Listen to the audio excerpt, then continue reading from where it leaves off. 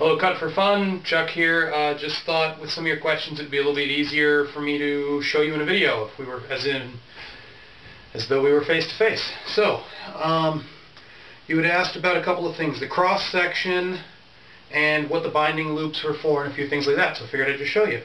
First of all, this is the size frame I have.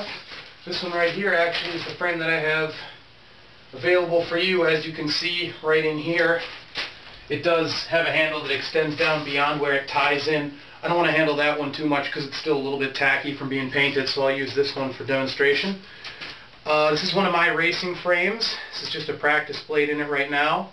You can see for purposes of binding up the frame, I just step through it, I hold it like this, snap it shut.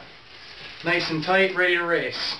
So, that's about how that goes. Now you can see for unbinding it, it's just the opposite motion, and this you'll see is why having a loop on there is helpful.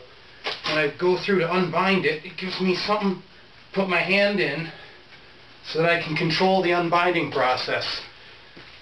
Now I'm going to stop the film and give you a little close-up and show you why that loop's so helpful.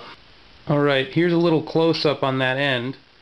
Here you can see we're at the end of the frame here. Here's a close-up of the loop. This is one I haven't filed down yet, but you can see before I added the loop here, the frame ended with just this flat tab on the end of the binding lever there. So what you'd have to do if the frame was tightened up real good is actually hook that under your heel to pull it out. You saw how under control it was when I pulled it by hand with the loop. When you have it hooked under your heel, it sort of springs out of control, and sometimes it'll bend this part of the frame. Now you would have less problem with that because you can see on the frame that I've got for you, it's actually a little bit more rugged lever. You would have a little bit less problem, but you still wouldn't have been able to hook it very well, and you probably would have had to insert a screwdriver or a stick or something underneath the handle and stand on it to pry it up. So that's what the loop is for, to aid in unbinding there. Yours chamfered the edges and everything like I do on all mine, so it's nice and smooth, easy to handle. Alright, and the third question you had was about the cross section. Just trying to give you a little idea what that is like. Here's the pipe that yours is made out of, and this, let me get them right up next to each other, you can see is the pipe mine's made out of. You can see it's just a little bit bigger pipe across the area where you're holding it. And if you look at it on the end, mine is actually a little bit thicker on the outside of the D, a little bit thinner on the inside of the D. Whereas the frame I have for you is a straight oval. Now, between those two cross-section shapes, one's not necessarily better or worse than the other one.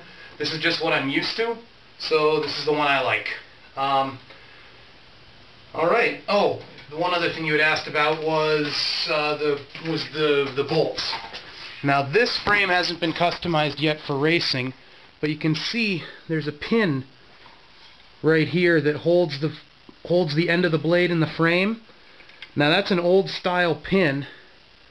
Nice for working in the woods because it wouldn't fall out of the frame. You can't lose it. But it's a little bit of a pain in the butt to get the blades bound in nice and tight. So what we end up doing for racing frames is we actually cut that pin out and replace it with a bolt. So the bolt would go in that side, and you'd screw the nut on from the other side to hold a racing blade in place.